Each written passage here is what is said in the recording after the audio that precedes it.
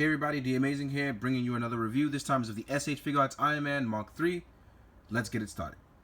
First and foremost, I want to let you know that it goes back to the darker red, which is done for the 45 and the 46, but it hasn't been done really since that, because the Mark 42 was definitely lighter red, and so was the Mark 43.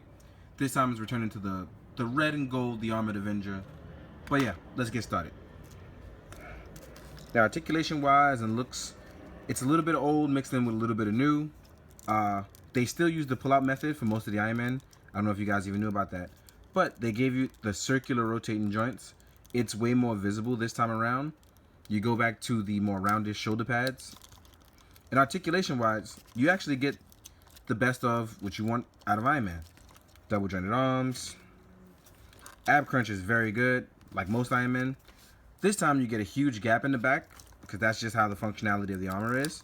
But also, in my belief, this is being used as a stopping point in its back articulation. So you can still get good articulation, but nowhere near the back arc that you would get. As far as looking up for flight poses, Iron Man can definitely achieve looking all the way up for flight poses. Still can look left or right. The neck joint is a little slim, in my opinion, because when you rotate, sometimes it actually gets stuck in there. But overall, it's really good. You get the classic Iron Man 1 mask, one you haven't seen in a little while. Well, since what, 2006? And the repulsor doesn't light up, because I know people that are used to Comic Cave are going to get the, they want the light up in the chest piece. You're not going to get that with SHF, at least not anytime soon. Now, in terms of the waist, right here, there is a solid breaking point that you can barely notice, but you can actually use that to help rotate Iron Man any way you want. So that's pretty nice that you can actually rotate all the way around. So you can get all the way to the left and all the way to the right. For fighting, throwing punches, anything of that sorts, you can do it. Now, as far as the lower half of the body, like most Iron Man, use the drop-down pull-out method used with Dragon Ball figures and older SHF. This is something that's actually really good for Iron Man because you want to get the maximum articulation with it. Then there's still thigh swivel all the way inside, something I don't think they'll ever get rid of. Now, what's really nice is Iron Man seems to be double jointed in the places that he needs to be. The only downside I can actually see so far from having this older armor is the fact that we go back to the old and really clunky way of the leg armor covering over the foot, which hinders ankle pivot in the foot. And since the feet are die cast, it's going to take some time to wiggle it and get it loose enough so that way it's not really tight. Also, the other problem with having die cast is that after a while when it does get loose, that's it. It's loose. There's nothing you can do to change it. So please be aware when you're playing with your Iron Man figure. You get a nice amount of detail here, especially here in the chest area. It looks exactly like the old Mark 1. One thing I do want to add before I go into accessories that it comes with, like all Iron Men, please be careful in the midsection, because too much ab crunch movement, you can chip paint. They even give you a warning in the instructions that too much of ab crunch moves and things like that, the paint rub may happen. Now, the only reason that is because you may be pressing it forward too hard and things like that. So I just want to make sure you don't lose your mind and you think it's a paint chip from Bandai. It's probably you over time. So don't flip. Now, in terms of accessories, Iron Man comes with the same things he always comes with, which are his basic staple of the foot blast. For flight, obviously. You get shorthand repulsor blast.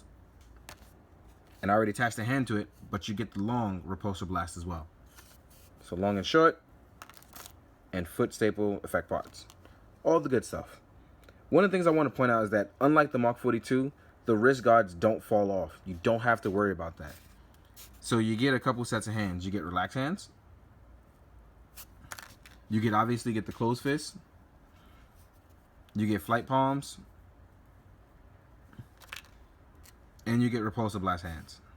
So that's a total of what? 8 hands? 4 sets? Oh, yeah, 4 sets. And like I said, the wrist guards don't flop out very easily.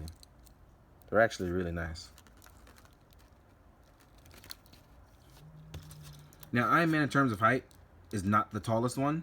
I'm going to give you a comparison with other armors.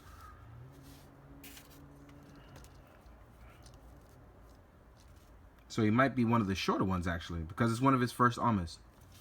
Now, even with the older Mark IV and not the renewal one, I couldn't find my regular one, so I got the black and gold edition one out. They're about the same height. They're both the older armors. They're very reminiscent of each other. Around the same height. like I said, with the 45 and the 46, they seem to be shorter. Because as Iron Man armors go along in the movie, they actually get taller and bulkier, with the exception of the 45 being the slimmer one.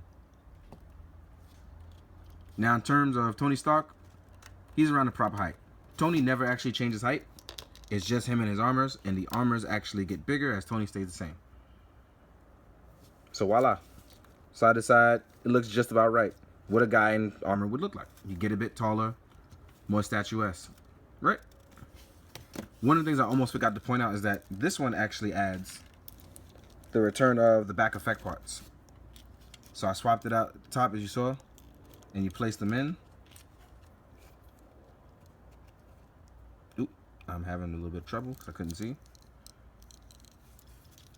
So for flight poses, looks really nice. Add a little bit of pillow stuffing under, make it look like fumes are exhausting from it, and voila, you got yourself a cool Iron Man flight pose. Overall, it's a great addition to the Iron Man armory. If you aren't building an armory, this armory isn't necessary for you unless you absolutely loved Iron Man 1. But for me, it's probably my favorite one right now. The Mark III is reminiscent of the comics Mark III, so I have a lot of love for it. Probably one of my favorite ones so far, outside of the 45 and 46. So if you haven't pre-ordered this or ordered it already, I advise you do. It's a really nice armor. It's a perfect blend of old and new. And go out and get it. As always with you guys, I hope you enjoyed the review. Thank you so much. And you know, may your hearts be full and your may your hearts be full and your wallets be empty. Don't mind me messing up, guys. Later.